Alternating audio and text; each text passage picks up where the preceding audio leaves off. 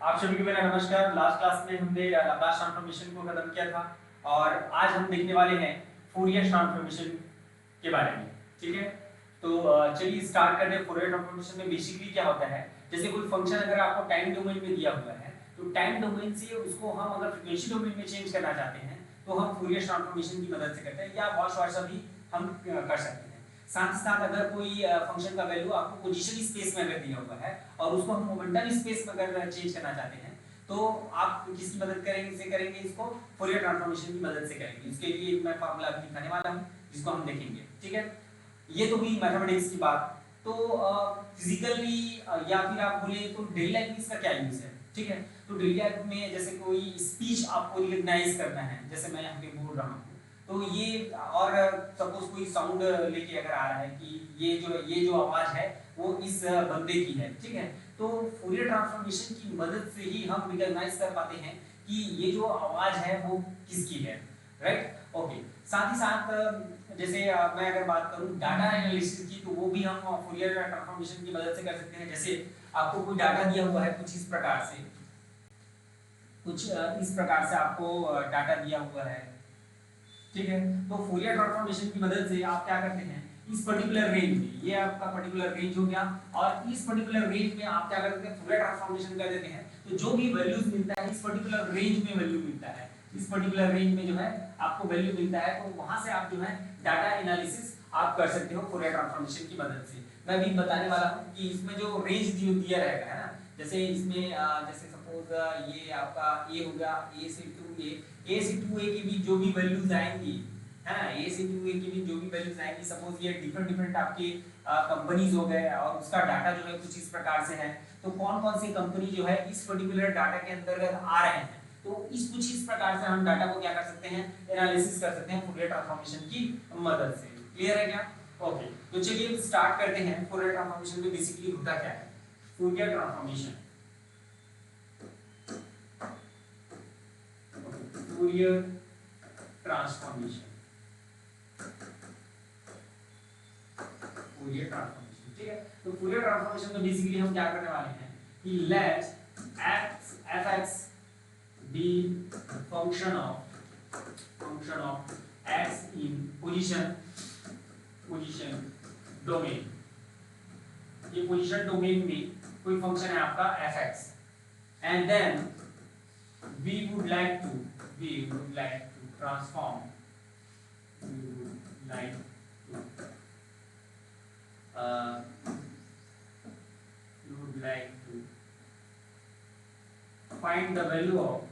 find the value of these function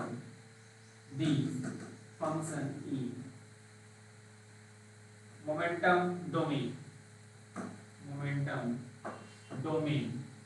then we use Fourier transformation,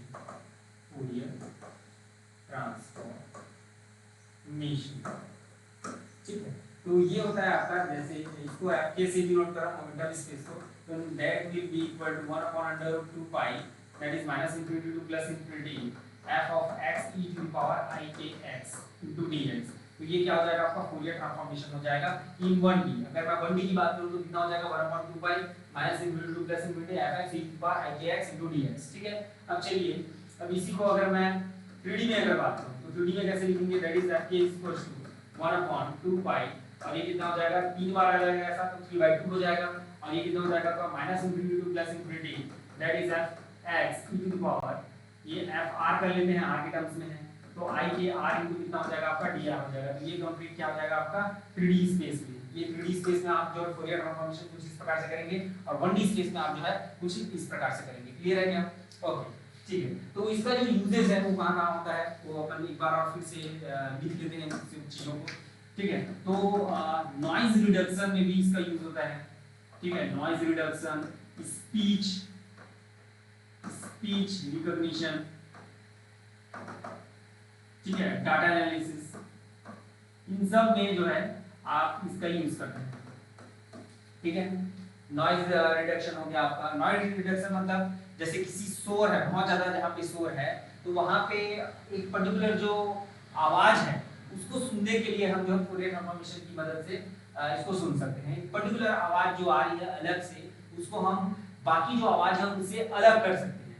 मतलब जो peak जो दिखता रहेगा, है ना, जैसे इसका ग्राफ बनेगा आपका, है ना, जो भी साउंड आ रहा है उसका कुछ इस प्रकार से ग्राफ बनेगा, और ये कोई पर्टिकुलर साउंड है जो थोड़ा सा ज्यादा आ रहा है बाकी सब साउंड से, ये कुछ इस प्रकार से। तो इस पर्टिकुलर रेंज में हम क्या कर देंगे, फूरियर ट्रांसफॉर्मेशन कर देंगे, और फूरियर ट्रांसफॉर्मेशन करेंगे तो हमको केवल ये जो आवाज है वो बस आपको सुनाई देगा। तो ये यूज है आपका फूरियर ट्रांसफॉर्मेशन का। क्लियर है क्या? ओके, तो चलिए देखते हैं। एक्चुअली आपको पूछा जाएगा वो केवल मैथमेटिकल फॉर्म को जब पूछा जाएगा एग्जाम में जो है, तो मैथमेटिकल फॉर्म को हम स्टडी करते हैं कि किस प्रकार से हम फूरियर ट्रांसफॉर्मेशन में अगर कोई वैल्यू दी हुई है, कोई फंक्शन दी हुई है, तो कैसे उसको हम चेंज करेंगे। क्लियर है? चलिए आगे बढ़ते हैं। ओके, तो स्टार्ट करते हैं। if f(x) that is equals to a mod of x, that is less than or equal to a, and 0 mod of x is greater than a, okay, then its Fourier transformation is Fourier transformation is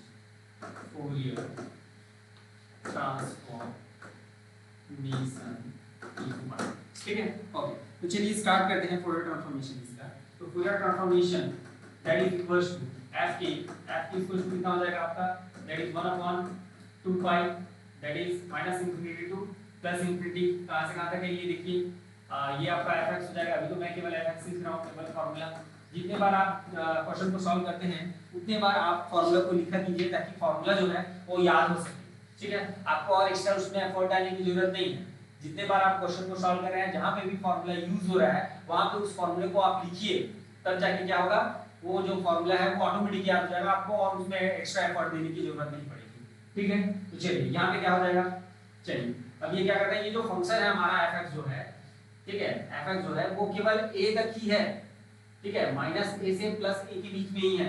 ये mod x का क्या मतलब है, mod x is less than और equal to a। इसका क्या मतलब है आपका, कि जो फंक्शन का जो वैल्यू a दिया हुआ है वो माइनस a और a के बीच में ही है।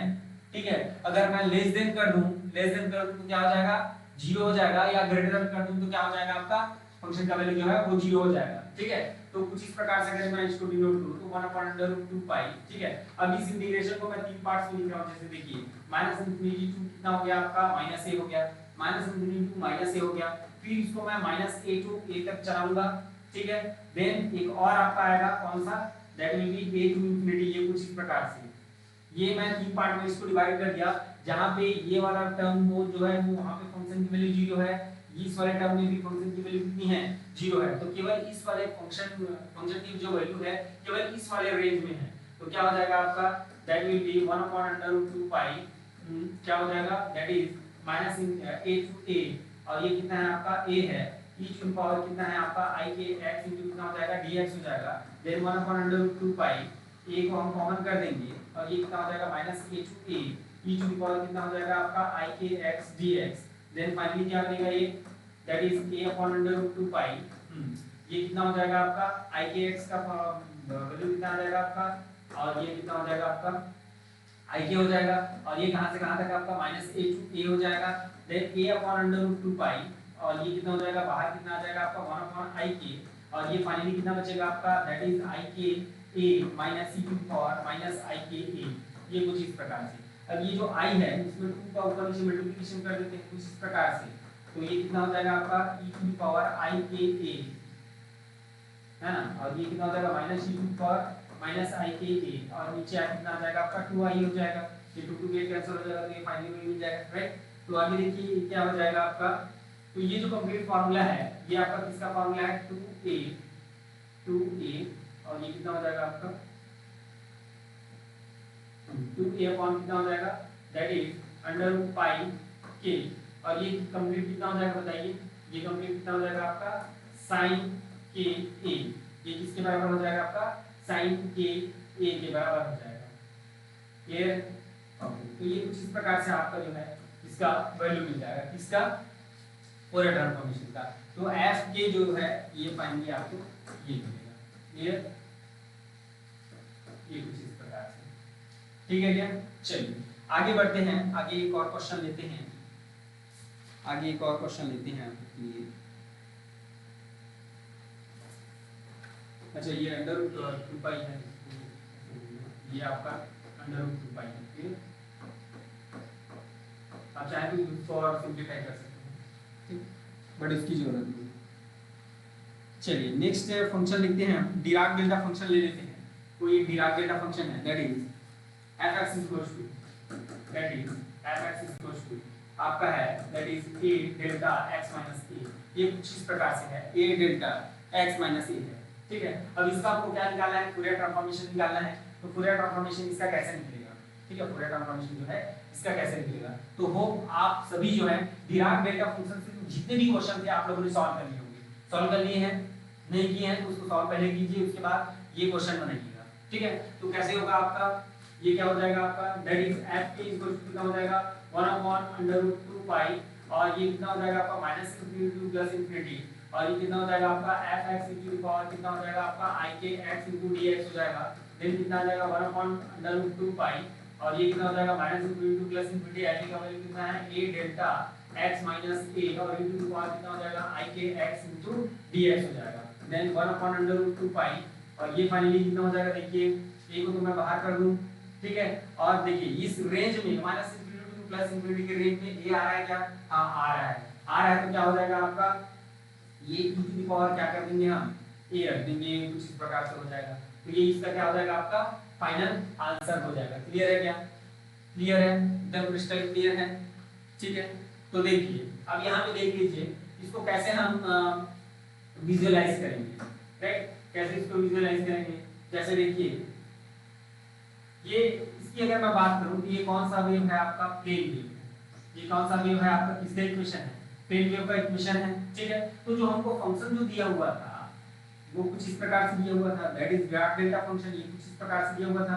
एक पर्टिकुलर पॉइंट की इसका वैल्यू क्या हो जाता है, बहुत ज्यादा हो जाता है, उसको अपन क्या करते हैं डिराक डेल्टा फंक्शन से डिनोट करते हैं। तो ये कुछ इस प्रकार से है आपका, जहां पे x a पे ये जो है बहुत ज्यादा वैल्यू दे दे रहा है, ठीक है। अब ये जो है फूरियर ट्रांसफॉर्मेशन के बाद कैसे दिखेगा, ठीक है, ये आपको फंक्शन वैल्यू दिया हुआ था, तो ये जो है फूरियर ट्रांसफॉर्मेशन के बाद कैसे दिखेगा, that is fx versus x, ये कुछ इस प्रकार से था आपका। अब इसका फूरियर ट्रांसफॉर्मेशन हुआ, फूरियर ट्रांसफॉर्मेशन हुआ तो क्या आया आपका, ये कुछ इस प्रकार से प्लेन वेव आपको आया, प्लेन वेव मिल गया आपको।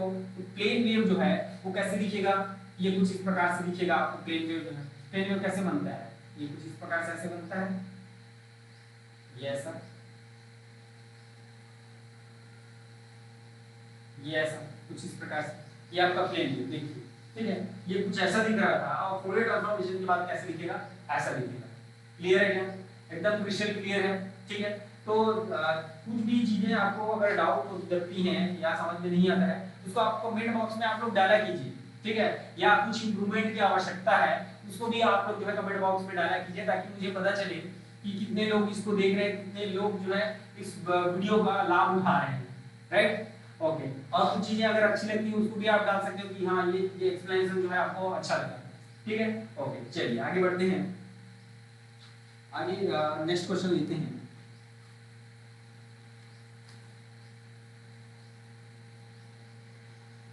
चलिए नेक्स्ट एग्जांपल है आपका for which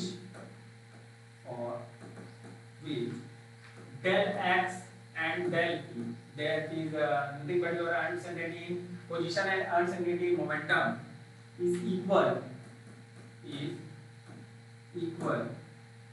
then find Fourier transformation of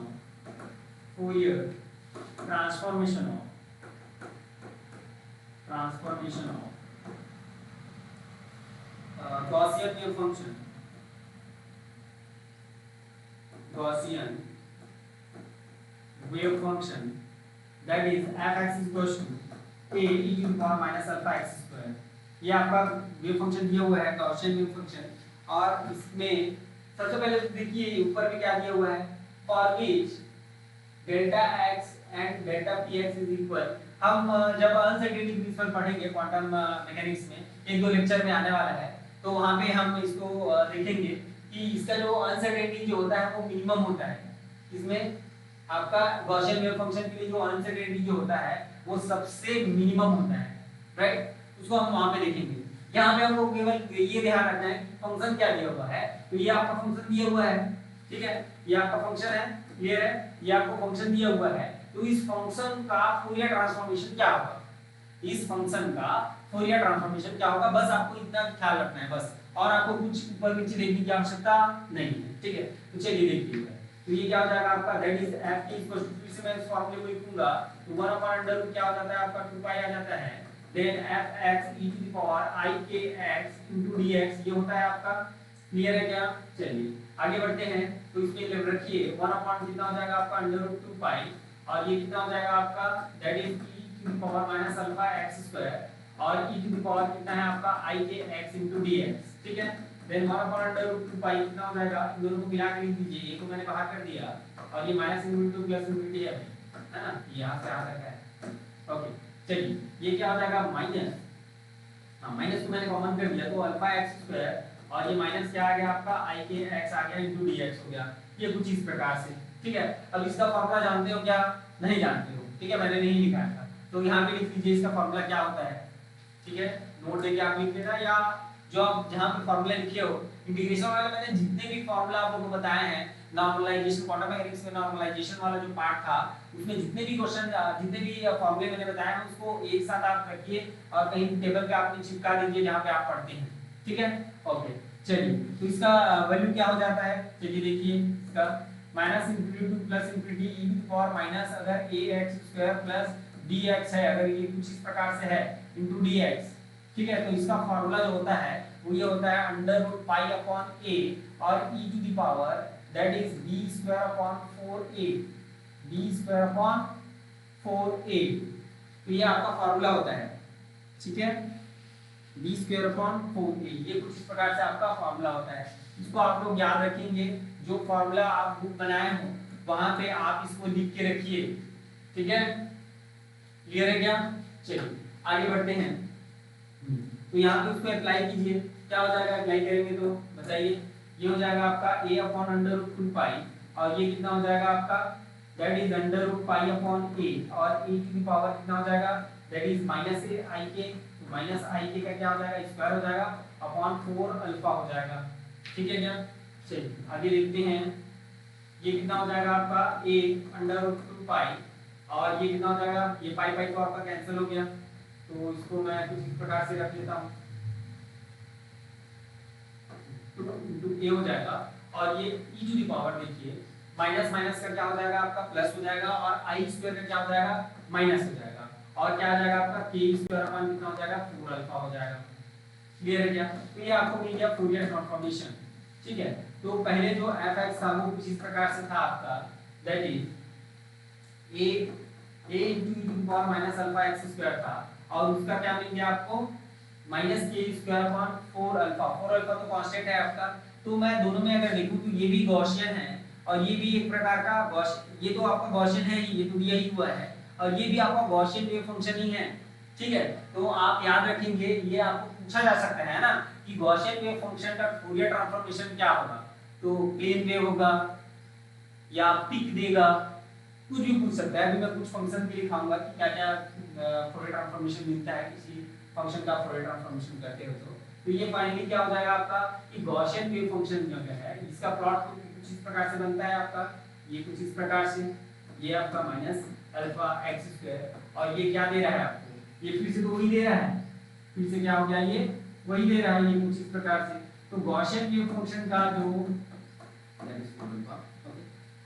तो गॉसियन वेव फंक्शन का जो ट्रांसफॉर्मेशन जो होता है फूरियर ट्रांसफॉर्मेशन, वो क्या होता है गॉसियन वेव फंक्शन ही होता है। गॉसियन वेव फंक्शन का फूरियर ट्रांसफॉर्मेशन हमेशा क्या होता है आपका वेव फंक्शन गॉसियन ही होता है, ठीक है? गॉसियन द ट्रांसफॉर्मेशन वे इसको लिख लेते हैं, the Fourier transformation of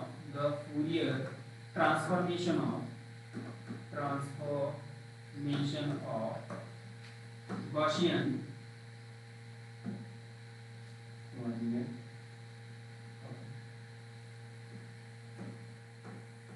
Gaussian wave function is also Gaussian, ठीक है? तो Gaussian का भैया Gaussian ही लिखता है, क्लियर है? तो आपके सेट में क्वेश्चन आ सकता है कि Gaussian का वेव फंक्शन का आपका फूरियर ट्रांसफॉर्मेशन क्या होता है, ठीक है? 4 ऑप्शन दे दिए रहेंगे। इसमें से एक ऑप्शन क्या होगा, गॉसियन वेव फंक्शन होगा, उसको आप टिक करते हुए आगे बढ़ेंगे। ठीक है, चलिए देखते हैं इसी में कुछ फंक्शन का जो ट्रांसफॉर्मेशन जो होता है उसको मैं आपको दिखा देता हूँ। जैसे आपका कोसाइन वेव फंक्शन है, कोसाइन वेव है, उसका क्या होगा। ठीक है, चलिए कुछ फंक्शन का देख लेते हैं। जैसे सिग्नल अगर कुछ इस प्रकार से आपको मिलता है, दैट इज सिग्नल, और आपका फूरियर ट्रांसफॉर्मेशन जो होगा वो कुछ इस प्रकार से मिलेगा, फूरियर ट्रांसफॉर्मेशन। ठीक है, तो पहले सिग्नल की अगर मैं बात करूं, अगर कोसाइन फॉर्म में अगर मिलता है, कोसाइन फॉर्म में मिलता है मतलब कुछ इस प्रकार से मिलेगा। ठीक है, ये कुछ इस प्रकार से मिलेगा, ये ऐसा, ये कुछ इस प्रकार से अगर मिलता है तो इसका जो फूरियर ट्रांसफॉर्मेशन है वो कुछ इस प्रकार से मिलेगा, एक सिग्नल मिलेगा, बस one signal. Okay, then next अगर सिंक फंक्शन है, सिंक फंक्शन है मतलब ये कुछ इस प्रकार से, ये ऐसा कुछ इस प्रकार से अगर सिंक फंक्शन है तो उसका आपका मिलता है ये कुछ इस प्रकार से ऐसा फैला हुआ। ठीक है, यूनिफॉर्म बैंड है ना, ये आपका सिंक फंक्शन हो गया, सिंक फंक्शन। तो इसका क्या मिलता है आपको, यूनिफॉर्म बैंड मिलता है, यूनिफॉर्म बैंड। यूनिफॉर्म बैंड मतलब यहाँ से यहाँ तक एक बैंड जो फैला हुआ है, इसमें केवल एक पीक मिलता है। क्लियर, चलिए देख लेते हैं। गॉसियन की अगर मैं बात करूँ, गॉसियन की अगर मैं बात करूँ तो गॉसियन मिलता है, तो ये आपका गॉसियन हो गया, ये आपका गॉसियन हो गया। तो इसका क्या मिलेगा आपको, गॉसियन ही मिलेगा, ये है ना। तो अगर इधर आपका गॉसियन है, ये भी क्या होगा आपका गॉसियन ही होगा, दोनों जो है क्या हो जाएंगी, गॉसियन हो जाएंगे। क्लियर है क्या। ठीक है, डबल पोटेंशियल अगर हो गया तो, डबल एक्सपोनेंशियल अगर हो गया तो, डबल एक्सपोनेंशियल हो गया तो कुछ इस प्रकार से मैं बोल रहा हूँ, ये ऐसा ये ऐसा है ना, ये क्या है आपका डबल एक्सपोनेंशियल। डबल अगर एक्सपोनेंशियल है तो उसका आपको मिलता है लॉरेंट्जियन, ये कुछ इस प्रकार से बनता है लॉरेंट्जियन जो है। ठीक है, इसको बोलते हैं लॉरेंट्जियन। ठीक है, ये गॉसियन वेव फंक्शन जैसा ही बनता है आपका, लेकिन उसका फॉर्म जो है अलग होता है। ठीक है, जो वेव फंक्शन का जो फॉर्म जो आता है fx जो है वो आपका अलग हो जाएगा ft जो है। ठीक है, ये fx में आपका क्या होता है, e पावर माइनस ex, ये वाला टर्म है आपका, और ये क्या हो जाएगा डबल का मतलब क्या हो जाएगा, ये e पावर माइनस ये कुछ इस प्रकार से है ना, बोथ साइड दोनों साइड जाएगा। क्लियर है क्या, चलिए आगे बढ़ते हैं। ओके, तो इसमें कुछ प्रॉपर्टीज हैं, जैसे हमने लाप्लास ट्रांसफॉर्मेशन में कुछ प्रॉपर्टीज देखी थी, कुछ इसमें भी प्रॉपर्टीज हैं, तो उसको डिस्कस कर लेते हैं। तो पहला प्रॉपर्टी तो आपका क्या होता है, डायरेक्ट जो लीनियरिटी प्रॉपर्टी जो होती है वो होता है ना। चलिए लिखते हैं इसको, फर्स्ट प्रॉपर्टी है, प्रॉपर्टी देख लेते हैं, लीनियरिटी प्रॉपर्टी। इसका मतलब क्या है कि f ऑफ Fourier transformation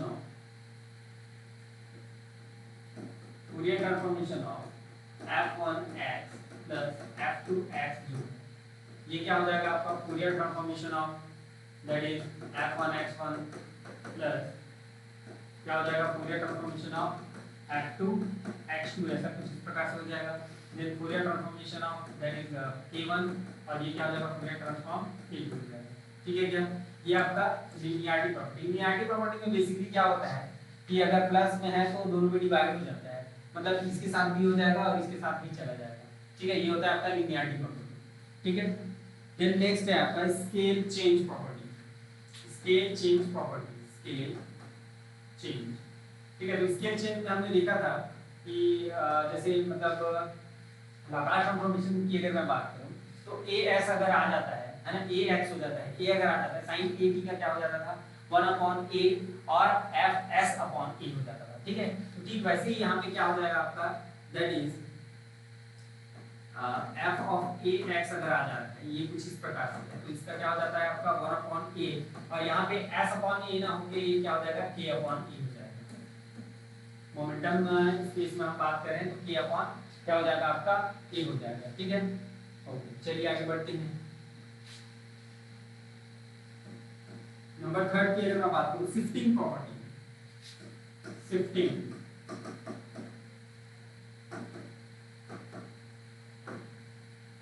तो शिफ्टिंग प्रॉपर्टी में बेसिकली क्या होता है आपका, ये Fourier transformation of e to power i x a अगर आप निकाल रहे हो f x ये कुछ इस प्रकार से, तो इसका जो वैल्यू है ये डायरेक्ट मैं दिखा देता हूं। जो f के आप निकालोगे इसके लिए आप फूरियर ट्रांसफॉर्मेशन क्या लिखोगे, f के लिखोगे तो उसके साथ ये माइनस आ जाएगा, ये कुछ इस प्रकार से। या Fourier transformation of e to power minus x a f x अगर लिख रहे हो तो इसका क्या आ जाएगा, f k प्लस a हो जाएगा, ये ठीक है। एफ के प्लस ए कर देंगे और एफ के माइनस ए कर देंगे, तो आपका ये जो है Fourier transformation of e to the power i x a और e to the power minus i x a जो है वो होता है। क्लियर है क्या, एकदम क्रिस्टल क्लियर है जहां तक, ठीक। नेक्स्ट है आपका मॉड्यूलेशन थ्योरम। नेक्स्ट क्या है आपका modulation theorem. Modulation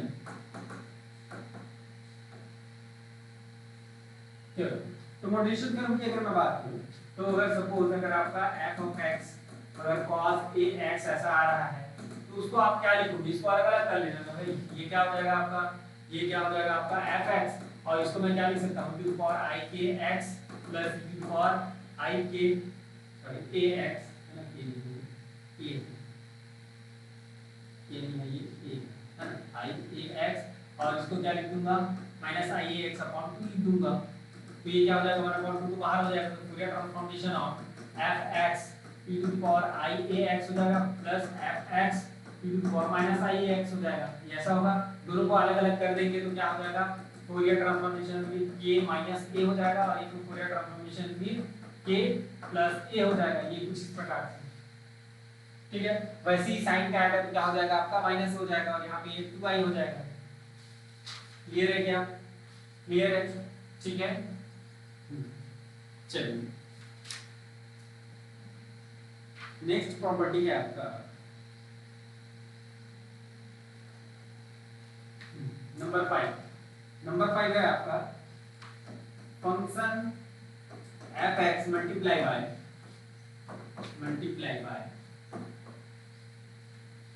x power n। तो अगर कुछ इस प्रकार से है फूरियर ट्रांसफॉर्मेशन ऑफ x की पावर n f(x) अगर आप निकालना चाह रहे हो ये हो जाता है -1 to the power n dn dkn and fk। मतलब f के जो भी निकालोगे यहाँ पे f(x) का f के जब निकालोगे उसका आप क्या करोगे यहाँ पे है ना, इसका क्या कर दोगे, जितने बार ये रहेगा x जो है उतने बार उसका डिफरेंशिएशन कर देंगे। जैसे हमने लाप्लास का किया था वहां पे क्या आता था, ये tn आता था, तो -1 टू द पावर n कर देते।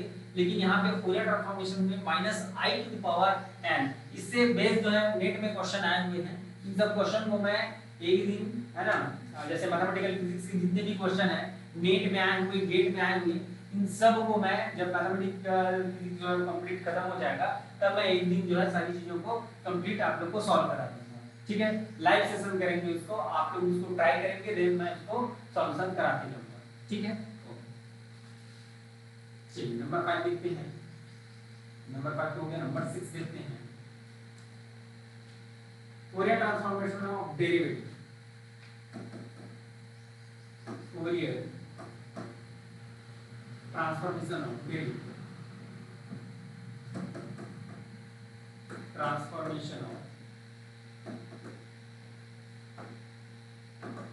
डेरिवेटिव, ठीक है। तो फूरियर ट्रांसफॉर्मेशन ऑफ डेरिवेटिव की क्या मैं बात करूं, ये हो जाएगा आपका f दिस x जो है ये डायरेक्ट आप लिख लेना, इसका वैल्यू होता है आपका -i k to power n और f की माइनस है, एक बार डिफरेंशिएशन है तो -i k, एक बार और है f n हो जाएगा ना।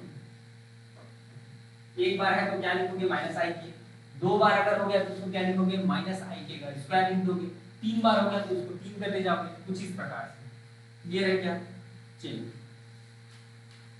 और Fourier transformation of integral, Fourier transformation of integral number 7, Fourier transformation of integral, ठीक है। तो किसी इंटीग्रल का अगर करना है आपको, that is Fourier transformation of e to x f x dx जो है ये बराबर होता है आपका f के अपॉन i की माइनस i, f के अपॉन माइनस i की। क्लियर है क्या? ठीक है, यहाँ तक क्लियर है, सारी चीजें क्लियर है आप लोग को। वीडियो जो है 30 मिनट का बन चुका है, तो एक 30 मिनट का एक और मैं वीडियो इसमें लेके आऊंगा जिसमें हम सारे क्वेश्चन करेंगे फूरियर ट्रांसफॉर्मेशन से रिलेटेड। ठीक है, क्लियर है? ओके, तो ये सब सारे जितने भी फॉर्मूले हैं इसको आप लोग नोट डाउन करके रखिए, याद करके रखिएगा, और साथ ही जब मैं इसको लेके आऊंगा, जब मैं इस पे क्वेश्चन कराऊंगा तो उसमें आप लोग को सॉल्व करना रहेगा। क्लियर है क्या? चलिए, तो आज की क्लास जो है यहीं पे खत्म करते हैं। ठीक है, तो आप लोग सारे क्वेश्चन जो है हो सके तो मैं ग्रुप में शेयर कर दूंगा, उसको आप लोग जो है सॉल्व करके रखेंगे और जो नहीं बनेगा उसको हम डिस्कस कर लेंगे। ओके, ठीक है, थैंक यू।